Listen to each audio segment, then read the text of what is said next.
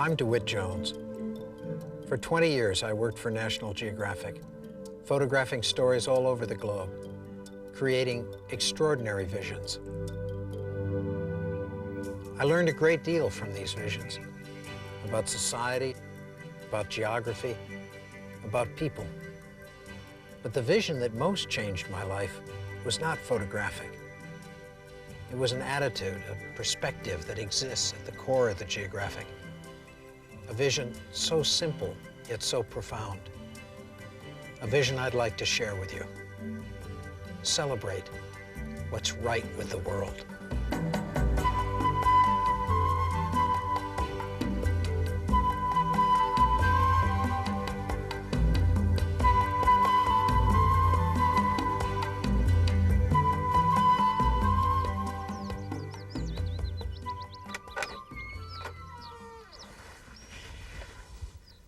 We all have teachers in our lives, mentors that show us what's possible. The National Geographic was one of those for me. Maybe it was for many of you. You know, I used to read it at night, and even after my parents told me to turn out the light and go to sleep, I wouldn't do it.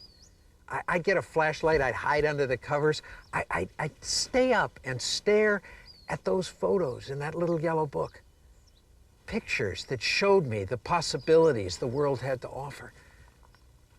I never thought I'd work for them. I never thought I'd shoot for them. They began to influence my life long before I even knew I was a photographer. Why? Because they had a wonderful vision. What they charged me with every time they sent me out was to celebrate what was right with the world rather than wallow in what was wrong with it. That's why we keep them. We all do. I mean, it's a national sacrilege to throw away a geographic because they celebrate what's right with the world. And nobody wants to throw that away.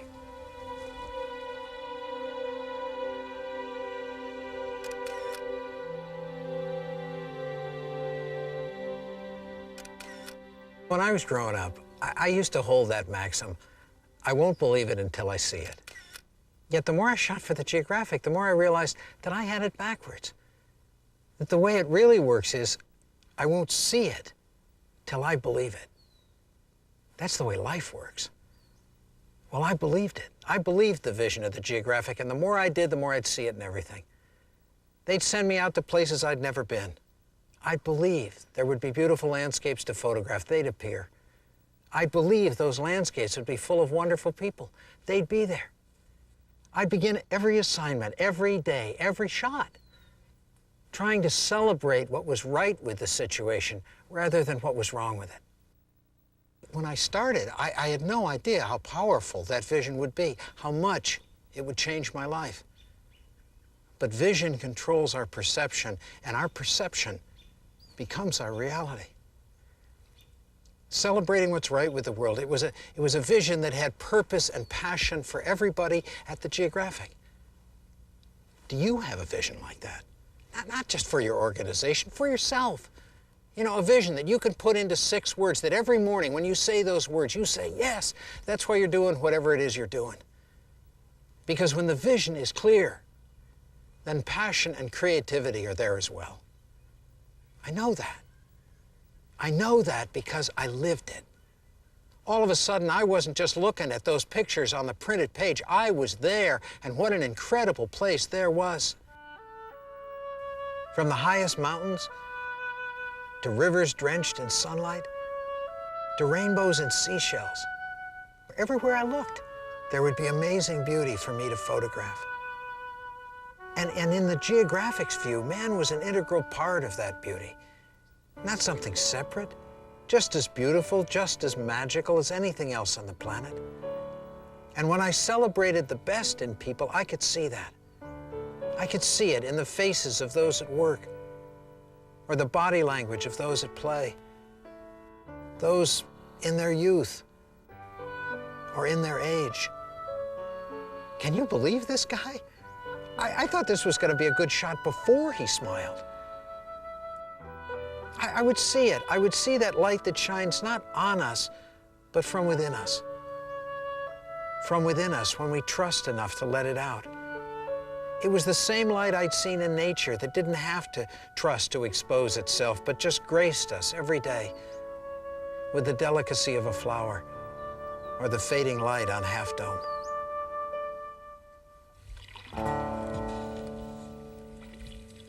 Yet the more I celebrated the beauty of the world, the more I found a conflict growing within me between the geographics paradigm and the worldview that I'd been taught since I was a child, my intellectual paradigm. You all know it. The law of the jungle, eat or be eaten, my win is your loss, second place is the first loser. We live in that paradigm all the time. A world based on fear and scarcity and competition. It's true if you choose to believe it, but it wasn't what nature was showing me. Nature was showing me incredible beauty standing just beyond the rat race, saying, hello, hello. All was there, if I was open enough to see it. I mean, come on, nature never stood in front of a forest and said, there is one great photograph hidden here. One photographer will find it and the rest of you will be hopeless losers. Nature said, how many rolls you got to win? Bring it on. Bring it on, I'll fill them up. I'll fill them up with layers of beauty and possibility beyond anything you've ever imagined, right down to my tiniest seed.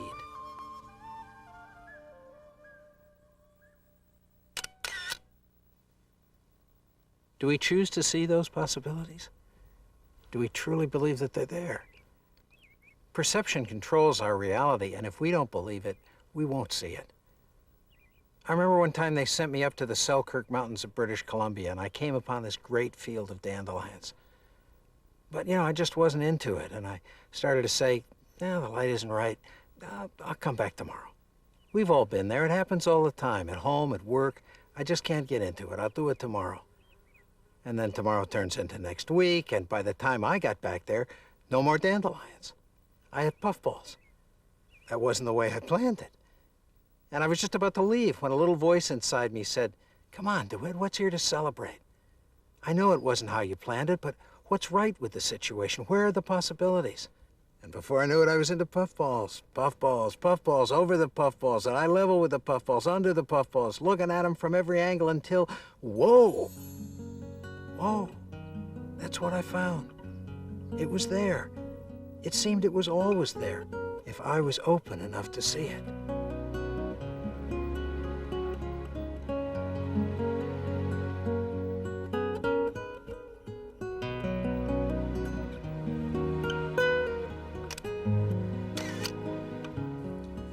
The more I shot for the geographic, the more I realized what a powerful force our vision can be. As I celebrated what was right with the world, I began to build a vision of possibility. Not scarcity, possibility. Always another right answer.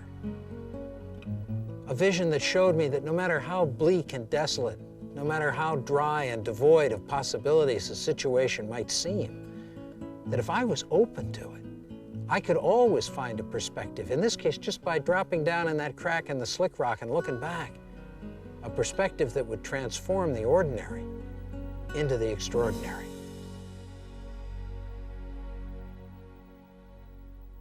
How open to possibility does our vision allow us to be?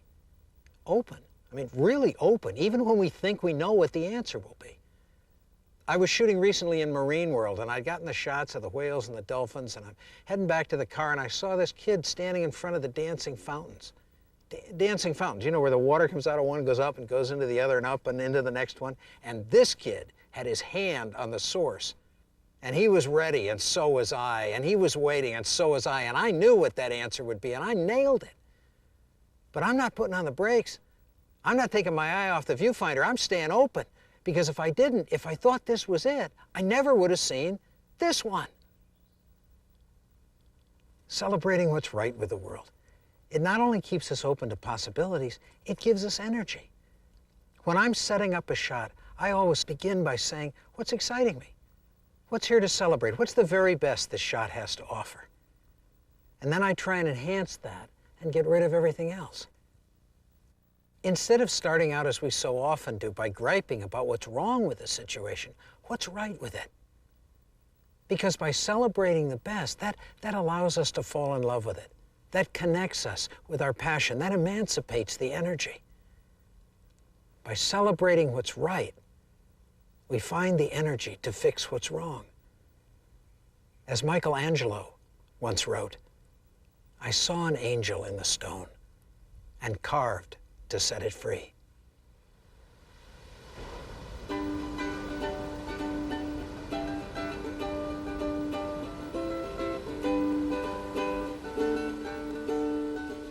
The right vision. It keeps us open to possibilities, it gives us energy, and it makes us much more accepting of change. Change.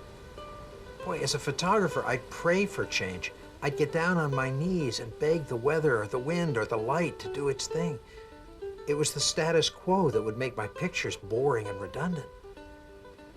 In fact, I began to see that the very thing that so often frightens us today, that awesome change curve we hear so much about, the phenomenal rate of change in our society, was really my ally. In fact, if I viewed it from just a slightly different perspective, it wasn't a change curve at all. It was a possibility curve. A possibility curve. Could I see it like that? I knew from my photography that it was true. Change is possibility, and the times of most change always hold the most potential. So we live in an accelerating possibility curve. Perhaps we can't control it, but we can learn to ride it like a surfer on a wave or a bird on a thermal, to use its power to take us where we want to go, to live in uncertainty and yet act with confidence. Now that's something I could celebrate. And the more I did, the more I took all my skills and used them to ride that wave of possibility, the more I found in my photography and in my life that the difference between a good frame and a great frame is measured in millimeters, not miles. Good frame, a morning glory on a beach in Maui, 10 inches closer. Great frame. Good frame, a cowboy in Bryce Canyon, 30 feet away in the doorway of a barn. Great frame. Good frame, sunset on the Golden Gate Bridge with the new moon rising. How could it get any better? 15 minutes later. Great frame. When we believe it, we'll see it. The power of vision is extraordinary. It transforms the way we look at the world. It can take us from flapping in the middle of the flock to soaring to heights we've never dreamed of. But we have to be willing to trust it, to come out to our edge. Because it's here on the edge that we find the winds to take us higher. And it's not just the external edges that we have to test. It's the internal ones as well. If we're going to really learn to soar, we have to know ourselves as well as we know our craft.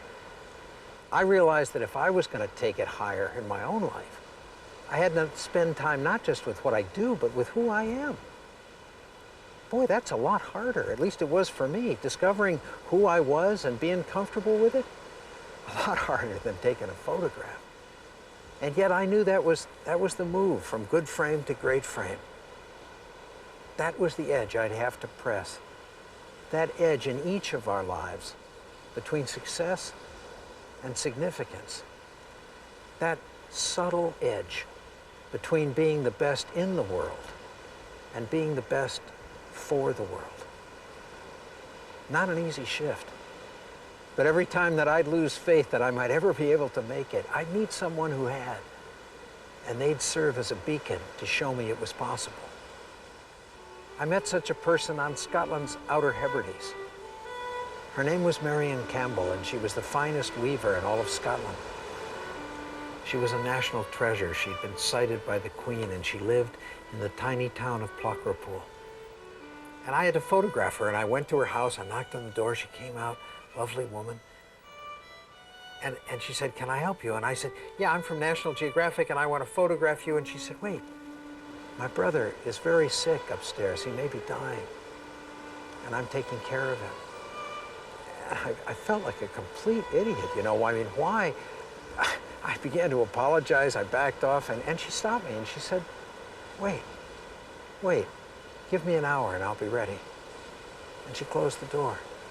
And I wandered around the village thinking of the extraordinary presence of this woman. Why, when her brother was dying, would she give me time? And then I heard the hand shuttle being thrown across her loom, and I found her in her weaving shed, lit only by the light of the window. And she showed me the yarn that she'd spun by hand. And she told me how she'd gone into the fields and scraped the lichens off the rock to make her dyes. And I was still nervous and embarrassed. I took a few quick photographs, and I said, thank you, fine, I got it.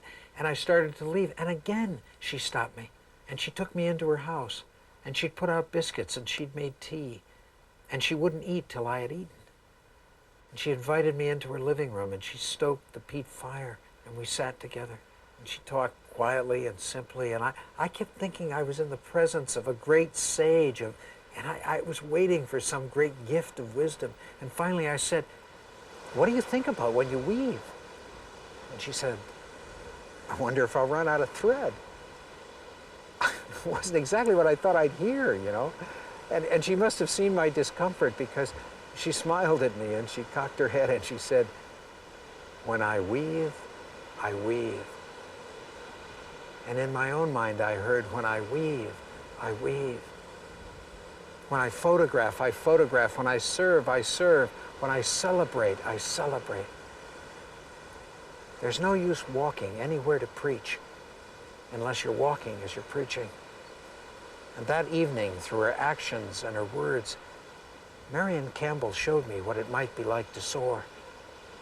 She was who she was, with discipline, with grace, with total lack of ego. She was a thermal rider. Not just the best in the world, but the best for the world. Could I do that? Could I trust my own values and vision enough to step out beyond my own edge? To find a new balance in my life, not one of limitation, but one of possibility. Not an either-or balance, but a both-and balance between what I do and who I am. A balance that would allow me to keep all of my intensity and focus, and at the same time not lose sight of those things that were really important in my life. A balance that would allow me to take it all in till I was full to overflowing, and then with gratitude and with grace, to give it all back. To be like the sunset that nature graces us with every evening. To put it all out there, to publish it in my life, the very best I had to offer without any regard to whether it was received or not. I know that whenever I can do this, wonderful things happen. I photographed the Highland Games in Scotland for an advertising campaign for Dewar Scotch. And we were photographing these huge guys throwing these weights around. It was great fun, but you know, I couldn't get my eye off the guy with the coat. He was the judge. And we shot some wonderful ads, but my intuition is just screaming at me to go meet this guy. So when it was over, I went up to him and I said, have you ever done this before? You're bigger than all the rest of these guys. And he said, aye, laddie, aye. I was the champion of Scotland for many years. And I said, well, what do you do now? And he said, well, I'm a farmer. I was a farmer then, I'm still a farmer now. I said, well, can I come and visit you? He said, well, I guess you could. And so I dragged my whole crew down there the next day, and big boy. And we found this weight, you know, that he hadn't thrown in years, and we took him out in his front field, and talk about being your own banquet. He was just lost in the very best that he had to offer. And so was I. I mean, I didn't care if I was getting paid or shooting for doers. I was just falling in love through the lens, celebrating what's right with the world. And the art director took those pictures and turned them into this ad that said, for 25 years, Henry Gray won the cheers of the crowd in Scotland's Highland Games.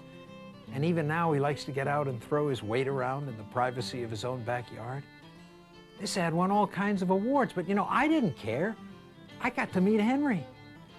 And a couple years later, we were back in Scotland and near where Henry lived, and so we stopped and we went over to his house, and he showed us how he'd framed up the ad that we'd sent him. And he and his wife came out in the front yard and posed for pictures. And then he said, "Come here, laddie, I want to show you something." And he turned that ad around, and it was covered with signatures. And I said, "Henry, what's this?" And he said, "Well, laddie, I ran that ad all over the world. And all of my relations in New Zealand and Australia and the US, they all saw it, and they all called, and they said, 'Henry, is that you?' And I said, 'Aye, it's me.' And they said, 'Well, we think we better come back and check on you.' And so because of that ad, they had the first Grey Clan reunion in more than 200 years. We never know where it's going to go when you publish it in your life, when you give it all back. You just have to do it and believe.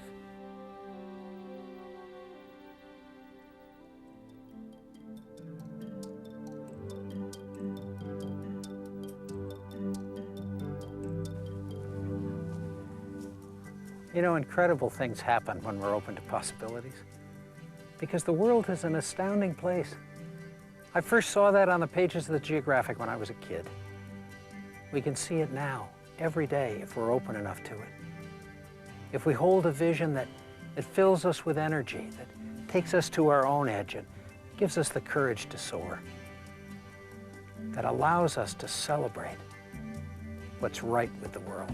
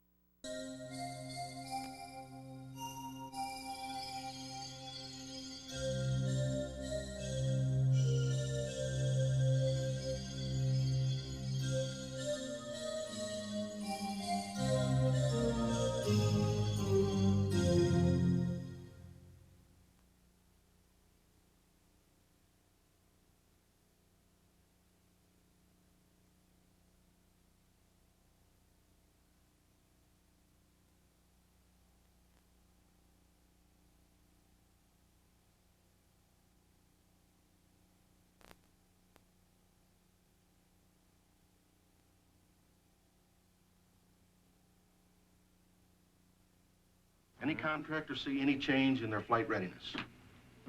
No. Okay. I know everybody's a little frustrated. It's our fourth scrub in the last month. But let's work on a quick turnaround, huh? The process by which we reach decisions in groups and organizations has been the subject of scrutiny for decades. Let's schedule launch for 0938 tomorrow morning. This has led to increasingly complex procedures in an attempt to guarantee the success of group decisions, in keeping with the growing complexity of our goals and our technology. 24-hour turnaround. Go with a soft count. Right, Gene. 4, 3, 2, and... There it goes, folks. The countdown has begun. Nevertheless, decision-making itself remains a very human activity, and therefore subject to human error.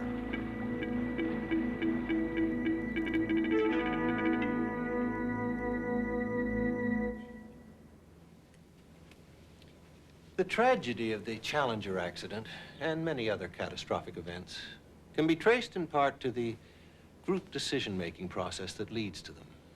Among the causes of faulty group decisions, few have received more attention or study than in groupthink. Simply stated, groupthink is a mode of thinking in which group members' premature striving for agreement somehow overrides their ability to realistically appraise alternative courses of action. When and why does this groupthink occur? Ironically, it may stem from the very bonds that draw us together into groups in the first place. In the early 70s, renowned psychologist Dr. Irving Janis first identified groupthink and theorized it could be brought on by something he called group cohesiveness. Well, basically, a cohesive group is one whose members are very positive in their feeling toward the group and are very strongly motivated to retain their membership in the group. Now, you can look at the executive committees, work groups of various types, friendship cliques, athletic teams. All of these show characteristic signs of group cohesiveness. See very strong esprit de corps, strong feelings of solidarity, sense of we feeling that pervades the group. And it has a very profound effect on their morale and on their readiness to carry out the tasks of the group, and above all, to live up to the norms of the group. One of the consequences of high cohesiveness is a tendency for the members of the group to try to strive toward agreement. And this is a concurrence-seeking tendency that is at the core of groupthink. Since Dr. Janus first developed the groupthink hypothesis, psychologists have discovered a number of additional factors that can predispose group members to engage in groupthink. A highly insulated group with restrained access to outside ideas, a stressful decision-making context, such as that brought on by budgetary restraints, external pressure, or a history of recent setbacks. Isolation, stress, budgetary pressures. Factors we all commonly face in a wide variety of decision-making situations. But how do the dynamics of groupthink actually originate? And how can we avoid becoming victims of groupthink in our own organizations? To answer this, we first need to take an in-depth look at the group interactions that can lead up to an unsuccessful group decision. Come on over. I hear you've had a couple of new thoughts. Yes, I do. I wrote a memo to Bob Lund about it. Well, what's the meat of it? Would you mind telling us? Since Flight 17, we know something we didn't know before. The primary O-ring can fail completely. If that ever happens in one of the major sections of the rocket, it's a jump ball as to whether the joint holds or fails. If it fails, there'll be a catastrophe of the highest order. Loss of human life. The shuttle, the launch pad, all of it. Roger, you're keyed up about the O-ring problem because O-rings is what you work on. It's what you see every day. Now, we got to fix this O-ring problem. There's no question about that. But, Roger, the shuttle has flown 19 times, and it's come back 19 times. Our job isn't to run around like Chicken Little hollering the sky is falling. It's to keep that shuttle flying.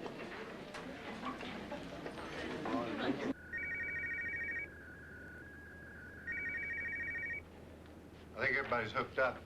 Arnie Thompson and Roger Poinchelet have been doing the research. They'll make the presentation. The Air Force estimates 29 degrees at launch tomorrow morning. We have no data on O-rings operating at temperatures this low. So determining if this extreme cold will affect the O-rings, and if it does, how much is critical. So our recommendation is, you should see it on the sheet coming through now, not launching until the temperature is at least 53 degrees. Whoa. Oh. Wait a minute. Am I looking at the right charts? Charts I've got don't support that conclusion. They do. I think they do. Well, you began by saying what you're presenting can't be proved. And I agree, it can't. But now you're drawing serious conclusions from it, and you're making very serious recommendations. Serious recommendations are called for. Well, of course, that's why we're here. But what you're saying sounds like Morton Thiokol is establishing new launch commit criteria the night before a launch. Now, these solid rocket boosters have been operating under very definite specifications. You suddenly want to change them. You now want to base everything on this 53-degree benchmark. At that rate, it could be spring before the shuttle would fly. My God, Thiokol, when do you want me to launch? Next April? I don't think we want to change launch commit criteria. We're trying to see if it's safe to launch with the O-rings experiencing these severe temperatures. All right, I'm looking at your chart on Flight 15. There was erosion. But the worst erosion we've ever had was on Flight 2, and the temperature outside was 70 degrees. Now, where in what you're presenting is the correlation between low temperature and erosion? Your charts even seem to support the opposite. All I'm saying is that launching it below freezing is an act away from goodness. All I'm saying is we should go by our experience base, as limited as that is. And our experience base says that at 53 degrees or less, we can expect increased erosion and blow-by. Roger, it's my understanding that the solid rocket boosters are qualified by contract for operation between 40 and 90 degrees. This 53-degree specification would be setting a new benchmark. Are the solids qualified at 40 degrees or aren't they?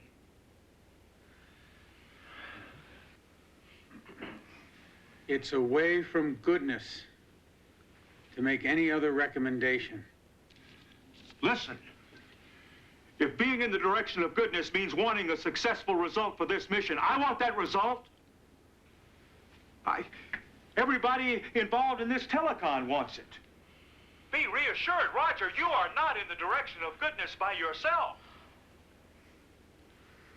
But we've got an engineering decision to make here. And it's got to be made on quantifiable data. Now, I want to ask Joe Kilminster for his recommendation.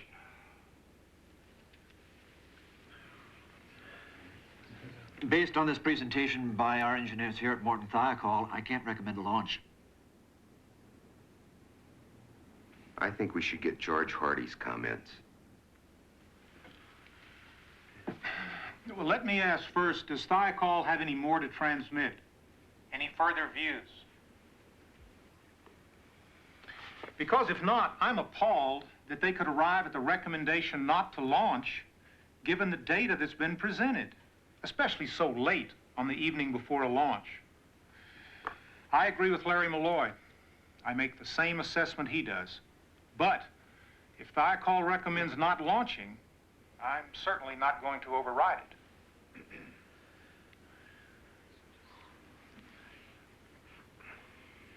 We'd like to go offline for 5 minutes here and have a conference.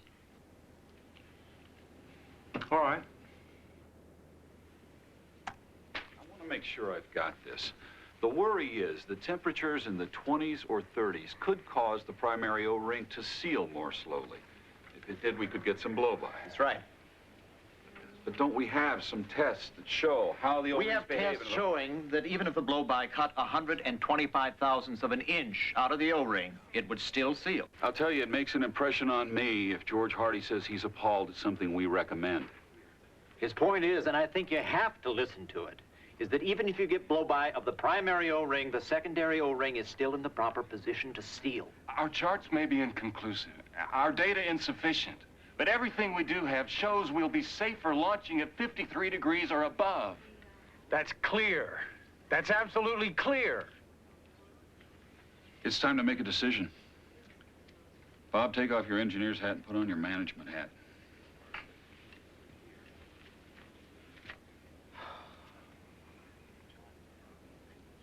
You're right about that. This is Joe Kilminster. We've assessed the data and reviewed all our charts. Even though we had some concerns about the low temperatures, we now recommend proceeding with the launch. Does anyone in the loop have a different position?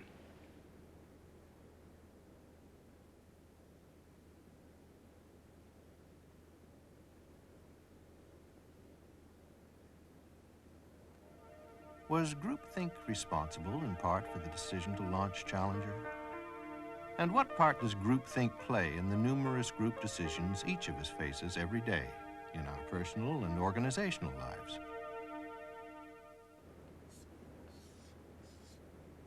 Dr. James K. Esser is among a number of researchers studying modern organizational decision-making, including the effects of groupthink. In 1972, Dr. Janus identified 8 symptoms of groupthink, which have since been examined in a number of laboratory and case studies. And when more of these symptoms are present, the likelihood is greater that groupthink has occurred, and therefore the probability is higher that any resulting decision will be unsuccessful, possibly even catastrophic. The first symptom occurs when group members develop an illusion of invulnerability. Roger, it's my understanding that the solid rocket boosters are qualified by contract for operation between 40 and 90 degrees. Members come to feel that the group is somehow immune from error, that procedural or technological backup systems will safeguard us from any negative outcome. Even if you get blow-by of the primary O-ring, the secondary O-ring is still in the proper position to seal. This illusion of invulnerability has played a key role in other historical decisions. Example, Pearl Harbor, December the 7th, 1941. Admiral Kimmel and his staff make a decision of their own to ignore repeated warnings from Washington that attack from Japan is imminent. The result? The destruction of the U.S. fleet and the loss of thousands of lives in what has been called the worst military disaster in American history. An exhaustive investigation reveals that Kimmel and his advisors apparently shared and acted upon an extreme sense of invulnerability right up until the end, as the first bombs began to explode. This illusion of invulnerability is often linked with another illusion, that of the inherent morality of the group, the belief that whatever the group decides must be the ethical and proper choice. Ironically, this belief in the inherent morality of the group may actually lead us to ignore very real ethical and moral consequences of a decision. If being in the direction of goodness means wanting a successful result for this mission, I want that result. Everybody involved in this telecon wants it. Such unquestioned faith in our own morality helps us protect something we will go to great lengths to defend: our self-esteem. So far, we've looked at ways in which we overestimate the group itself, leading to faulty expectations of the consequences of group actions. But sometimes we also close our minds in groups, just when successful decision-making requires an open mind. One way we may do this is through rationalization. For instance, focusing upon past success as a guarantee of future success. But Roger, the shuttle has flown 19 times and it's come back 19 times. Such shared rationalizations perform a dangerous function. They allow us to downplay any information that conflicts with group opinions. But don't we have some tests that show how the We have tests showing that even if the blow-by cut 125 thousandths of an inch out of the O-ring, it would still seal. Through rationalization, we close our minds to information available to us from within the group. However, we may also close our minds to ideas from outside the group through the use of negative stereotypes of outsiders. The we feeling engendered by groupthink often generates a corresponding they feeling towards those outside the group. Yet another costly red faces all around space shuttle launch delay. This time the group may come to perceive, however mistakenly, that outsiders are overly critical of the group. And the confidence in NASA's ability to maintain a launch schedule has been rocked. Even that they are out to get them. NASA admitted they goofed. Ironically, through such stereotyping of outsiders, the group also becomes less receptive to valid criticism from legitimate sources. The result is further isolation. So, closed-mindedness, fostered by the group, has enabled them to move towards a faulty consensus. All that is needed now is for the group to develop ways to reinforce conformity. One of these occurs when the group displays subtle and sometimes not so subtle forms of self-censorship. Members may perceive such censorship as being imposed on them by the group itself. It isn't. Does anyone in the loop have a different position? Rather, it stems from the willingness to devalue our own individual ideas when they are in conflict with the known values of the group. Another historical example. In April of 1961, President Kennedy and his advisors make a decision to send a brigade of Cuban exiles to the Bay of Pigs. Their goal? The overthrow of Fidel Castro's communist government. The result was the greatest foreign policy fiasco of Kennedy's administration. Later, Arthur Schlesinger Jr. and others who had been party to the decision described their failure to express their own doubts about the decision. In effect, they had self-censored their own thoughts, at the same time depriving the group of vital input that might have prevented a disastrous course of action. But what about those situations where someone does speak out? In such cases, the group may apply direct pressure to members who appear to disagree. Are the solids qualified at 40 degrees or aren't they? Any deviation from the presumed group consensus may be met with scorn, even outright ridicule. At that rate, it could be spring before the shuttle would fly. My God, Thiokol, when do you want me to launch? Next April? Such direct pressure makes it clear that dissent or argument against the group consensus is somehow unacceptable, even disloyal. I'm appalled that they could arrive at the recommendation not to launch, given the data that's been presented. I'll tell you, it makes an impression on me if George Hardy says he's appalled at something we recommend. One of the most interesting ways in which group members are pressured into uniformity is by the presence of what are called mind guards. Just as a bodyguard protects our bodies from physical damage, a mind guard protects the group from exposure to ideas that might threaten group assumptions. This happens in a number of ways. For instance, the discouraging of others from expressing their true doubts or beliefs. Our job isn't to run around like Chicken Little hollering the sky is falling. Or in some cases, even by the suppression of documents or other information, in effect, preserving the group's shared complacency. I wrote a memo to Bob Lund about it. The memo in question, stamped company private. NASA decision makers never saw it. By self-censoring doubts, through direct pressure, and through mind guards, the group is able to maintain its false unity. This can lead to what may be the most disturbing symptom of all, the illusion of unanimity. Those who may have spoken out are subtly reminded that the group norm is one of agreement, not discord. Be reassured, Roger, you are not in the direction of goodness by yourself. Any threat to the atmosphere of agreement is discounted. I don't think we want to change launch commit criteria. Members are encouraged to get with the program and to move the group further ahead toward the decision. Bob, take off your engineer's hat and put on your management hat.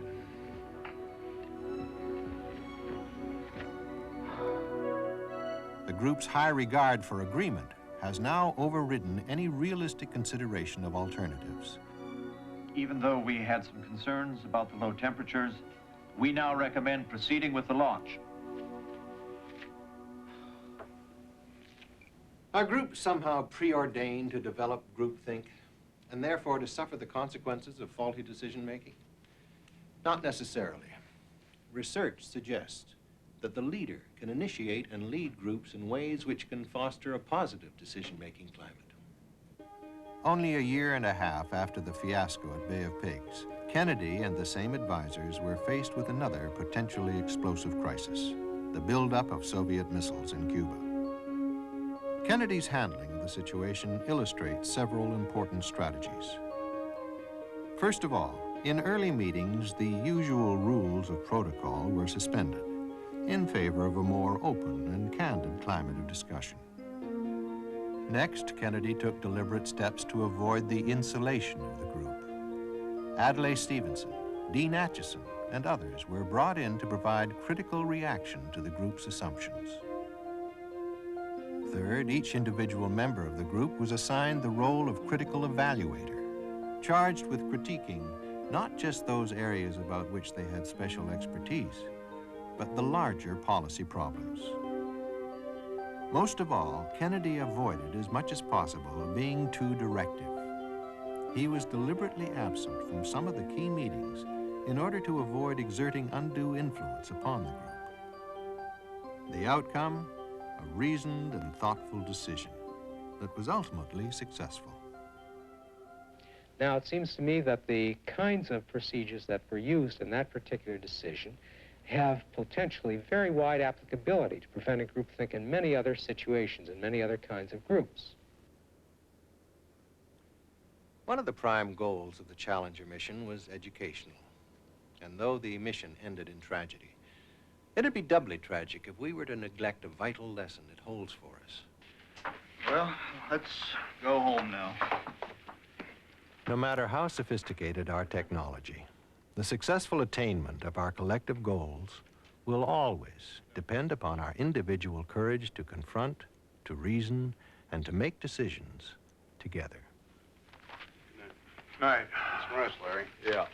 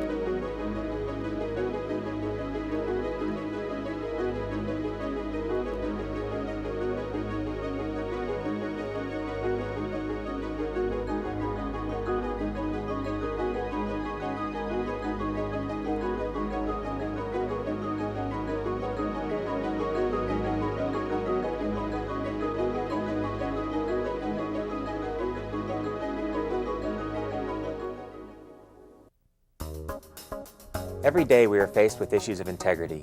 In the workplace, we are faced with choices that have ethical implications. Many of these we may not even recognize. MTC takes a proactive approach to ethics in the workplace. Because of this, we have developed a corporate-sponsored ethics awareness and training program that includes a handbook, an ethics helpline, and training videos like this. I thank you for taking the time to view this program. It is my hope that through the discussion stimulated by this presentation and by all the other components of our ethics program, you will be confident in your workplace ethics and always make the right choice.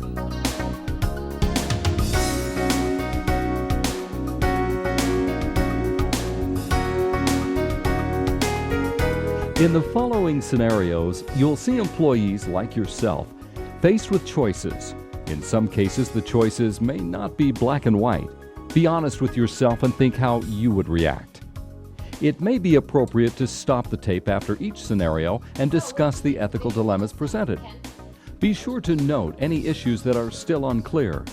At the end of the video, we'll provide information on how you can get your questions answered.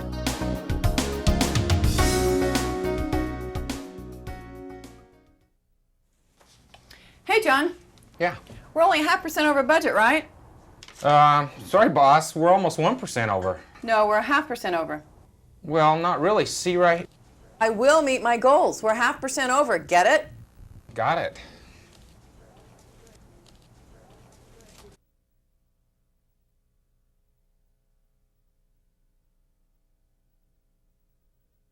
What is the problem here? The director should be asking what the budget status is before year-end arrives.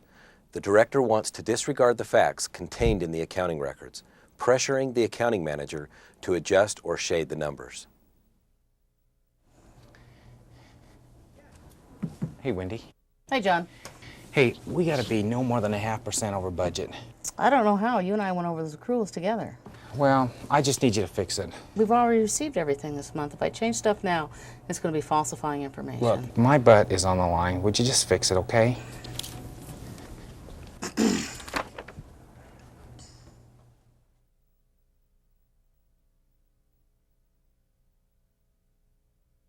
Now the managers cross the line, asking a subordinate to falsify accounting information.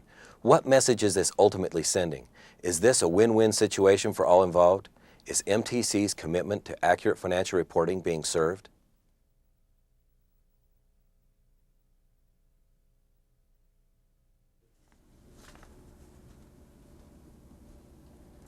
Hey, Super Grant, how you doing? Good, Ray. I got some great buys on Best Buns today. Well, I've already put my order in, Ray. But today's buns come with a bonus if you beef up the order. Yeah, I don't think we need any more than I've already ordered. But you're having a company picnic next month. I've got a great prize for you. If you supersize yesterday's order, I'll give you a free trip to Cancun. Yeah, but I don't think we'd use up all the buns before their expiration.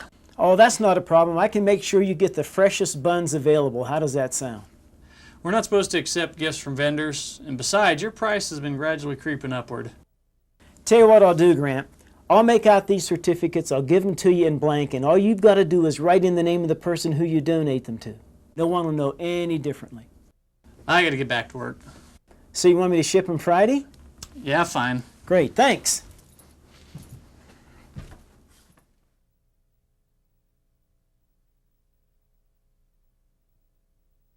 Surely everyone sees a problem developing here. The vendor is offering enticement to the buyer, which is not only unacceptable per MTC policy, but could also be illegal. Setting the standard expressly prohibits a buyer from accepting what amounts to a bribe. The buyer has weakened. It doesn't matter whose name their certificates are in. They cannot be accepted. The buyer has sent a soft message to the vendor by not cutting the meeting short and asking him to leave the facility. Now the buyer has a serious problem. If the certificates come and he reports them, he may be able to save his job. This salesperson should be reported to his company with a clear message of what MTC's ethics policy is.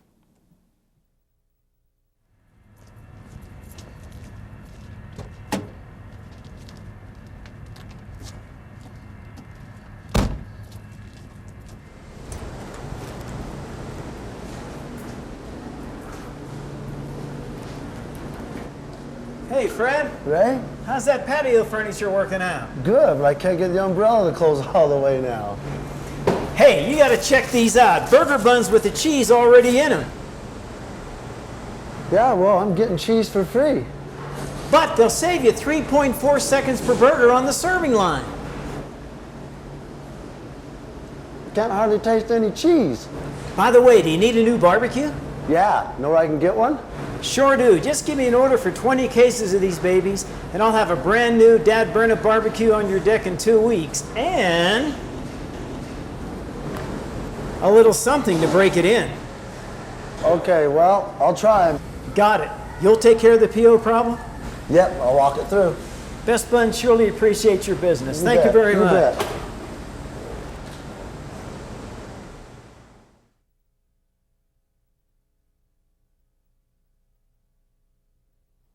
What are the problems here? The vendor should not be dealing directly with user departments without the buyer's involvement.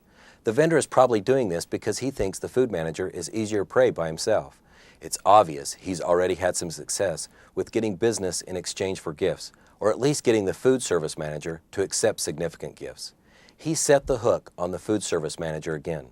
If the manager would have asked him to leave or to go to the buyer's office, the situation could have been avoided.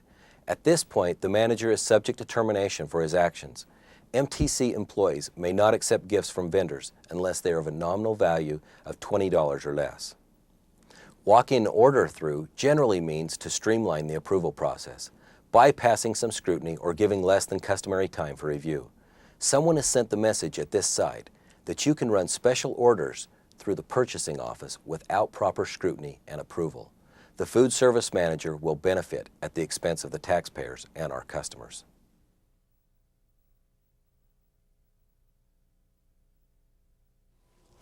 Hey, John, I'm really glad you called. You know, I've been checking that price on the wood, especially that plywood.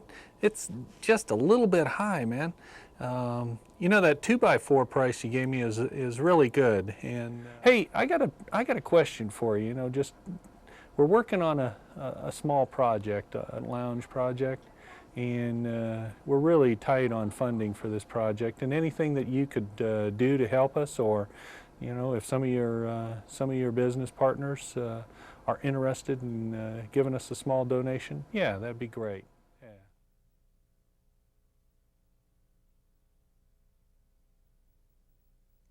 What message could the vendors be getting from this buyer?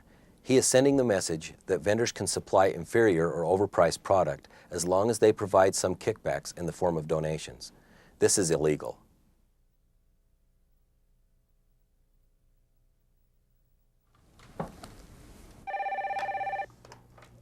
Hello, Warden. This is the mayor. How you doing? Hello, Mayor. How can I help you? Can you get that Little League ball field finished in a month? Wow. As I understand it, we have about 2 months left on it with the inmates that we have available. Sounds like to me you need more inmates on the project. It's very important that I have the ballpark finished. You do need the city council's vote on the expansion, don't you?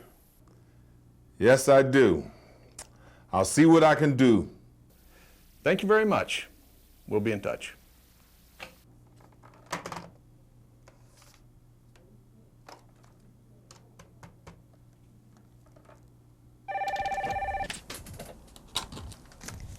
Classification, how can I help you, Warden? You need to get Sergeant Wilkins 2 more good inmates for that ballpark project and get it right away.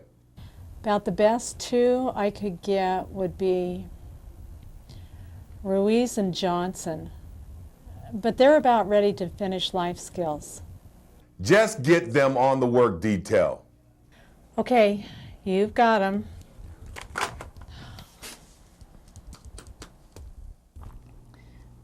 Man, Reese and Johnson are going to be dropped from their life skills class. No time left to get them finished before they kick out. It's not my fault. It's not their fault.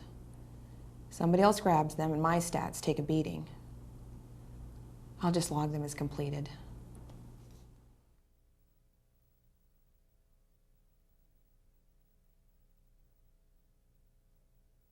Perhaps the mayor has put undue pressure on the facility staff, and granted the warden and classification officer have put the instructor in a difficult spot, but she still must report the facts. The facts in this case are that the inmates did not complete their course, and no one should be led to believe that they did, for any reason. It is unethical to falsify an inmate's accomplishments, just as it would be unethical to falsify an employee's training record or other official document.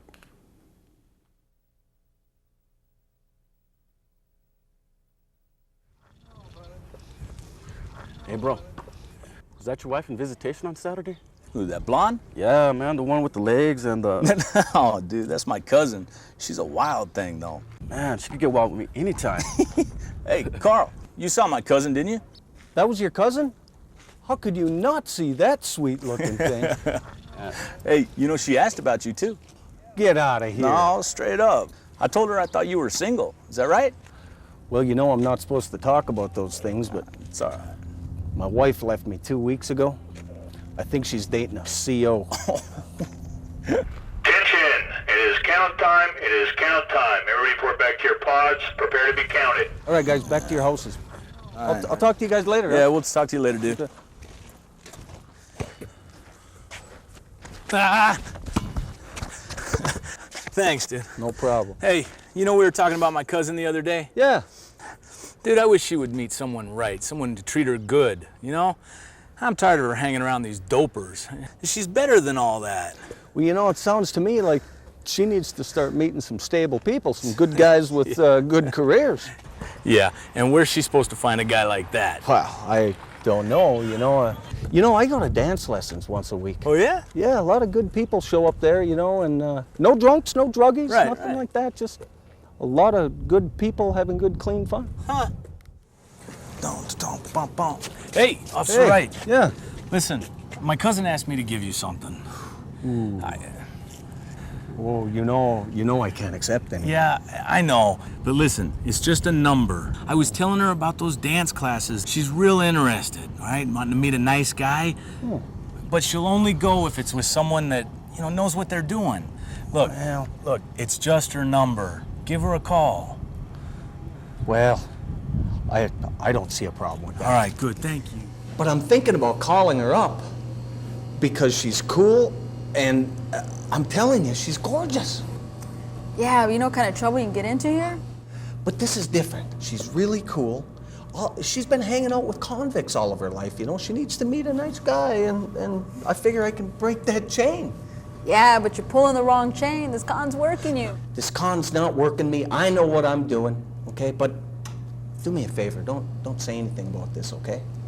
Yeah, all right, but I still don't think it's smart. Okay, thanks. All right, great. Well, listen, I'll pick you up at 8, all right? Bye.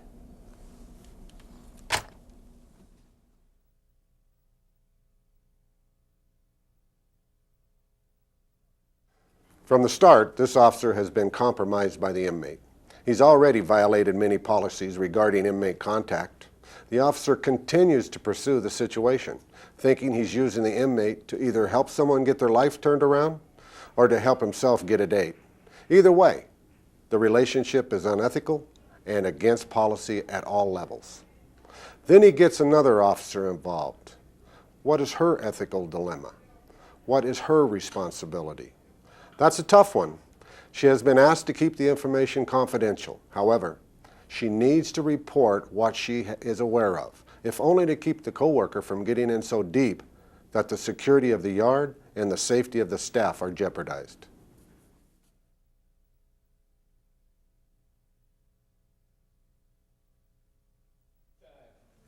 You see that game last night? Yeah, it was a pretty good game. What you think about it? That sucked.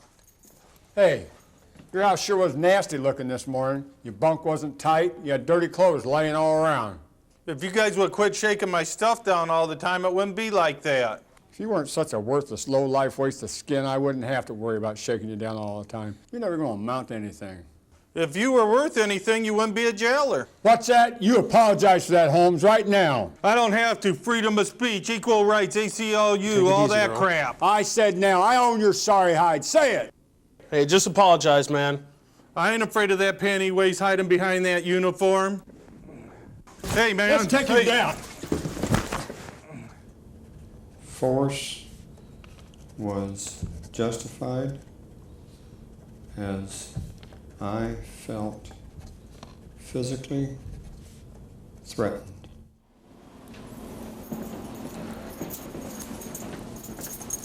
Remember, we were physically threatened. Officer Butters, come on in.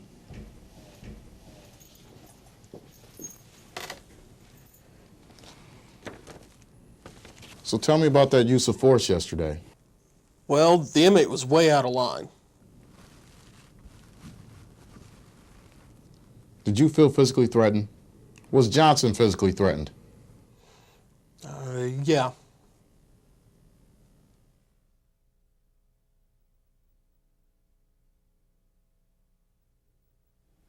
The inmate was way out of line.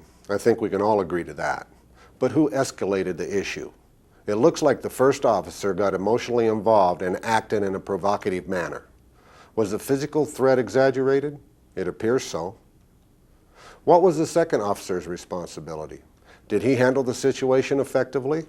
No. By agreeing to the first officer's exaggerated version of the use of force issue, he has become a party to the filing of a false report. We thank you for taking the time to watch this presentation. If you have any questions concerning ethics, there are several resources at your disposal. Each of you should have the handbook entitled MTC Ethics Setting the Standard. We encourage you to look it over and use it as the primary reference when considering an ethical decision. Other resources to address ethical concerns include your supervisor, your center director, or you're welcome to contact the MTC Ethics Officer, Dan Williams, by using the MTC Ethics hotline or email. The important thing is to base our everyday decisions on ethical principles. By so doing, we can feel confident to always make the right choice.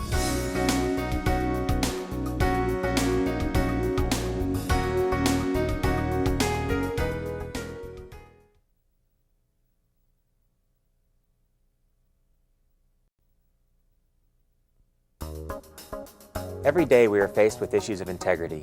In the workplace, we are faced with choices that have ethical implications. Many of these we may not even recognize. MTC takes a proactive approach to ethics in the workplace. Because of this, we have developed a corporate-sponsored ethics awareness and training program that includes a handbook, an ethics helpline, and training videos like this. I thank you for taking the time to view this program. It is my hope that through the discussion stimulated by this presentation and by all the other components of our ethics program, you will be confident in your workplace ethics and always make the right choice.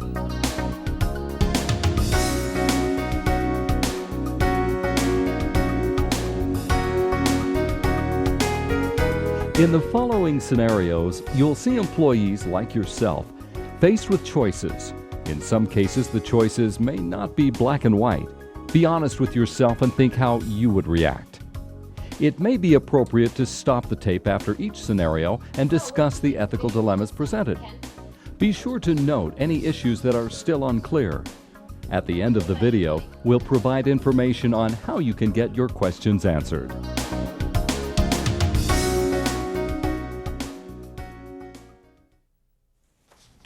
Hey, John.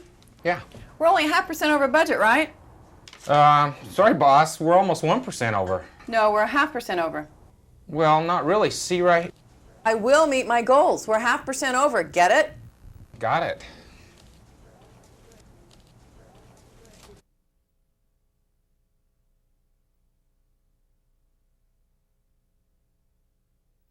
What is the problem here? The director should be asking what the budget status is before year-end arrives. The director wants to disregard the facts contained in the accounting records, pressuring the accounting manager to adjust or shade the numbers. Hey, Wendy. Hey, John. Hey, we gotta be no more than 0.5% over budget. I don't know how. You and I went over those accruals together. Well, I just need you to fix it. We've already received everything this month. If I change stuff now, it's going to be falsifying information. Look, my butt is on the line. Would you just fix it, okay?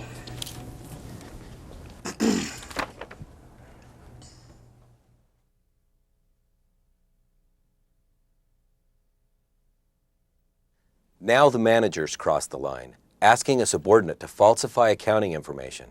What message is this ultimately sending? Is this a win-win situation for all involved? Is MTC's commitment to accurate financial reporting being served?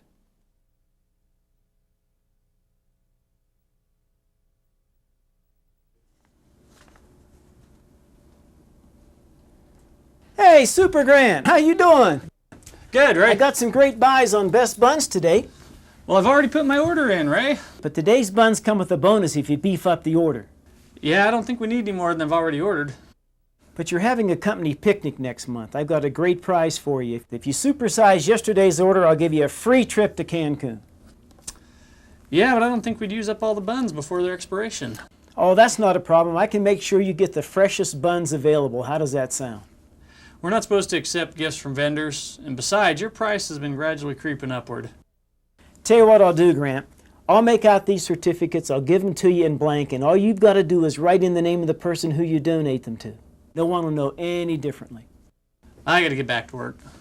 So you want me to ship them Friday? Yeah, fine. Great, thanks.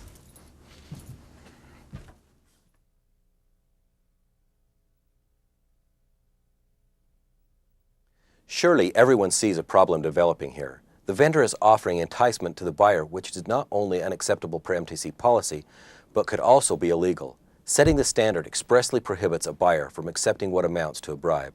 The buyer has weakened. It doesn't matter whose name their certificates are in. They cannot be accepted. The buyer has sent a soft message to the vendor by not cutting the meeting short and asking him to leave the facility. Now the buyer has a serious problem. If the certificates come and he reports them, he may be able to save his job. This salesperson should be reported to his company with a clear message of what MTC's ethics policy is.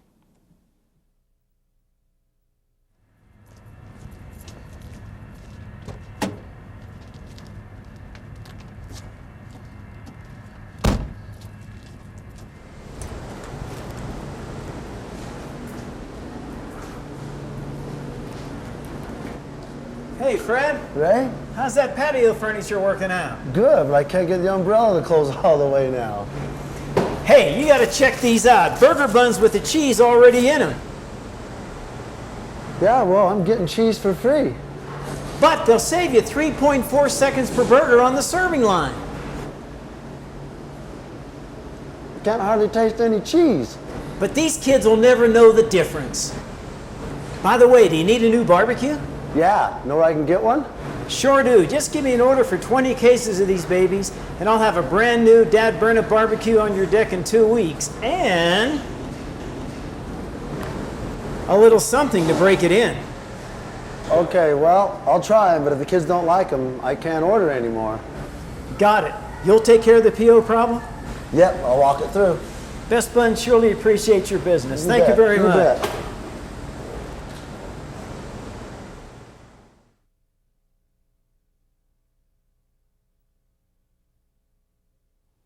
What are the problems here? The vendor should not be dealing directly with user departments without the buyer's involvement. The vendor is probably doing this because he thinks the food manager is easier prey by himself. It's obvious he's already had some success with getting business in exchange for gifts, or at least getting the food service manager to accept significant gifts. He set the hook on the food service manager again. If the manager would have asked him to leave or to go to the buyer's office, the situation could have been avoided. At this point, the manager is subject to termination for his actions.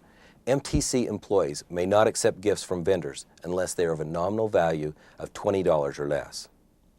Walking an order through generally means to streamline the approval process, bypassing some scrutiny or giving less than customary time for review. Someone has sent the message at this site that you can run special orders through the purchasing office without proper scrutiny and approval.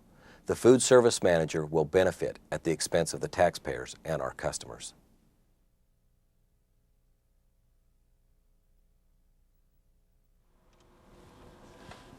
Hey, John, thanks for calling me back, bud.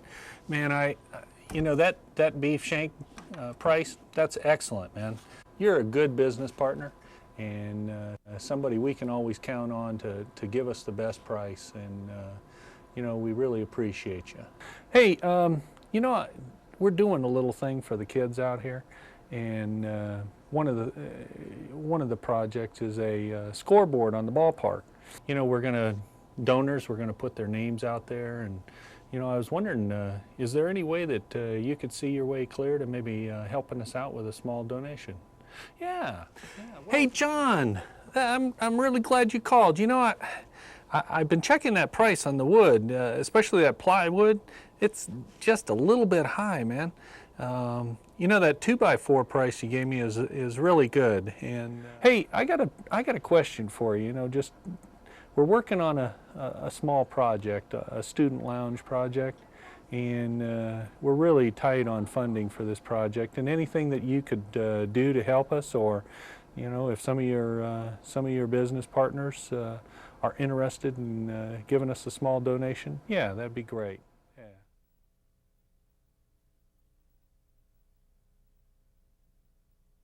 What message could the vendors be getting from this buyer? He is sending the message that vendors can supply inferior or overpriced product as long as they provide some kickbacks in the form of donations. This is illegal.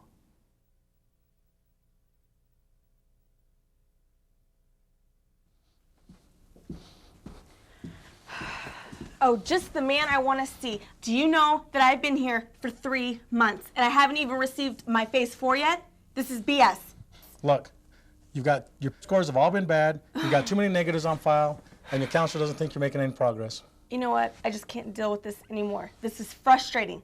I just want to go home. I know your counselor's a jerk. Yes. But there's nothing I can do about that. Wait a minute, what's going on? Is there anything I can do here, Mike? No, I don't think there's anything you can do for her, and I'm tired of writing negatives on her.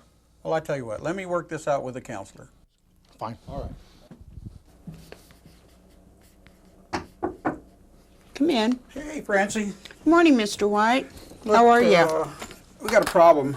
Joan's threatening to quit again, and she wants to leave the program if we don't get her phase 4 pretty quick.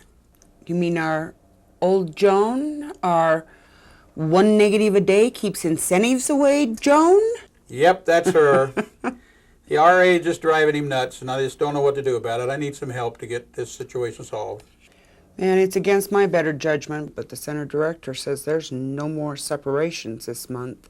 I'll see if I can get her bumped to a phase 4, but I don't like it. All right, I'll go tell her, so I think that'll solve the situation. Thank you very much. Okay. Mr. Yep. White, tell that young lady to keep her nose clean. I'll do that, and thank you very much. You're Have a good day. welcome.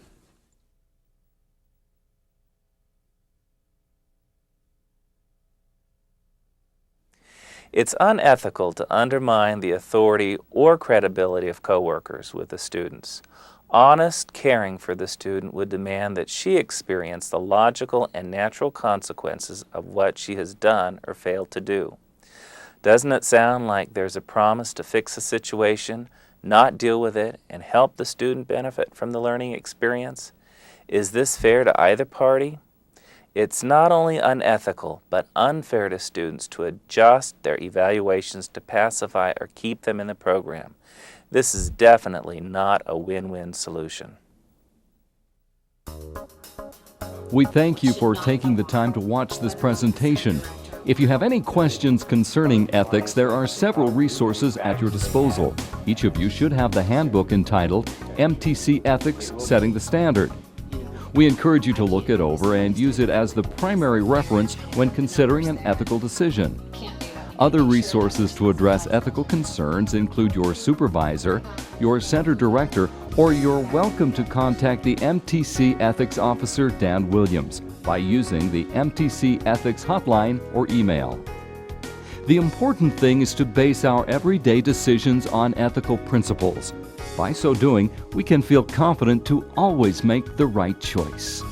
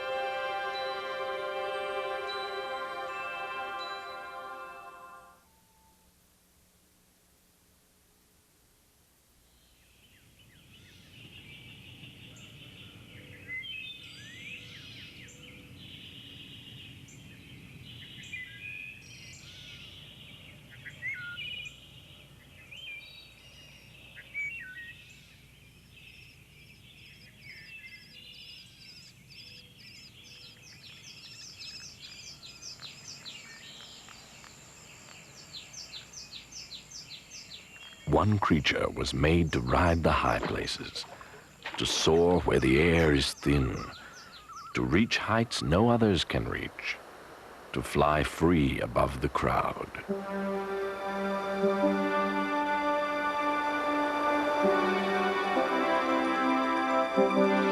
Eagle.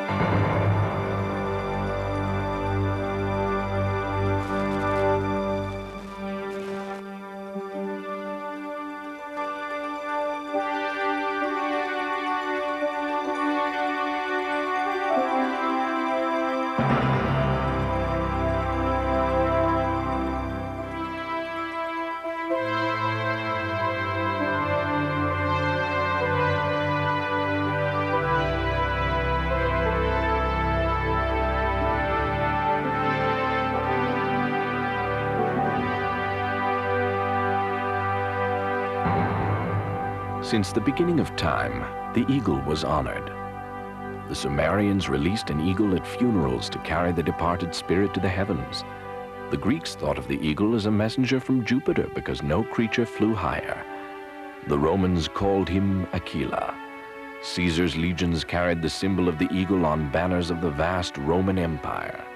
A likeness of the eagle has graced the flags of nations, the prows of great sailing ships, the nameplates of high-flying airplanes, and the cockpit of the first manned craft to land on the moon.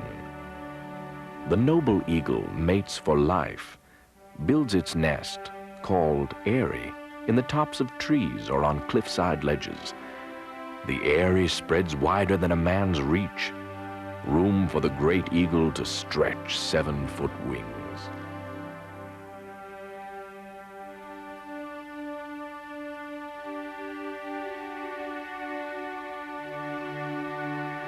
Wings with the strength to lift heavy loads.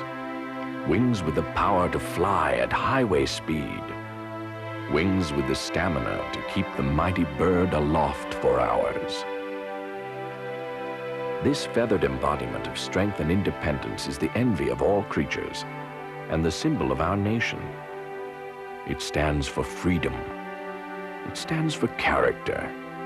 It stands for the values all great men and women strive to achieve. It reaches for the sun, often alone, but never lonely.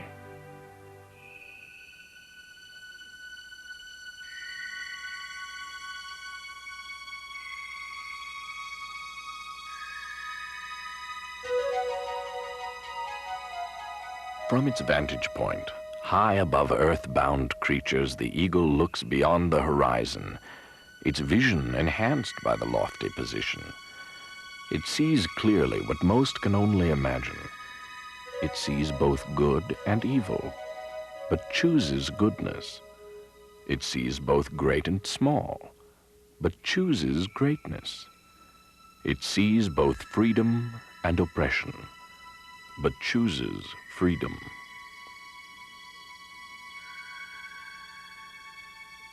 The graceful eagle spreads mighty wings to climb above the mountains. Once aloft, the wise eagle senses supporting currents of warm air and glides on them effortlessly, saving its great strength, soaring around dangerous downdrafts, riding the high places.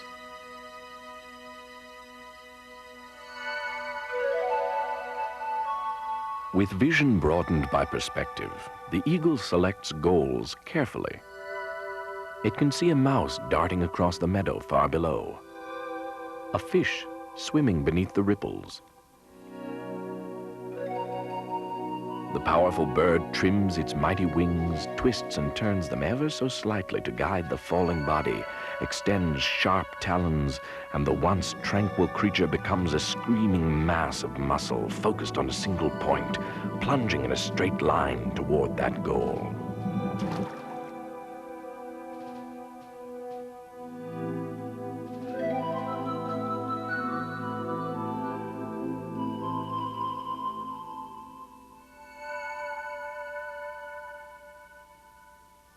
The eagle's singleness of purpose begins with vision. But no creature is born with the vision of an eagle, not even the eagle. The young bird is helpless, must be fed and nurtured and taught by its parents. Every eagle learns greatness one step at a time, just as every great symphony is composed one note at a time, and every great book takes shape on paper one word at a time. Greatness comes slowly, with patience, guided by vision, shaped by ability, polished by practice. Day by day, the eagle learns to reach for the sun.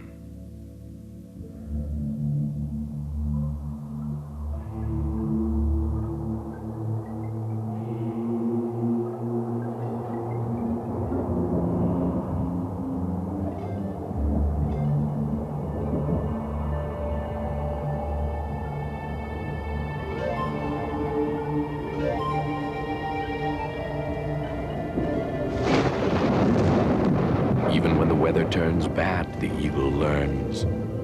The storm is a challenge, a test of skills, an opportunity to grow, develop, and strengthen those skills.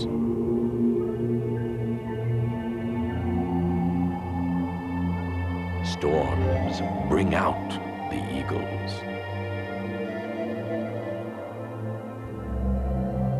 The eagle calls to each of us. Come, ride the high places. Look up, climb to the tops of mountains. Look beyond the horizon.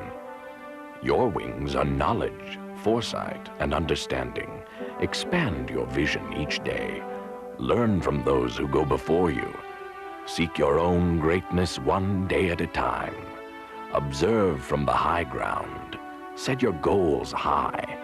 Focus your efforts on them. Stand above the crowd. Choose your values carefully. Values are warm, rising currents of air. High values carry you upward. Soar with them and you soar effortlessly. Steer clear of the downdrafts. They pull you down. And when trouble comes, as it surely will, Let every storm bring out the eagle in you. The eagle calls again. Come, ride the high places. And in a nearby eyrie, eaglets hear the call. Now they are dependent, but one day at a time they build their strength and choose their goals. Soon they will test their wings, first near the safety of the nest, then upward in the clear blue sky, and finally in the heart of the storm. The majestic eagle shows the way. Come, ride the high places.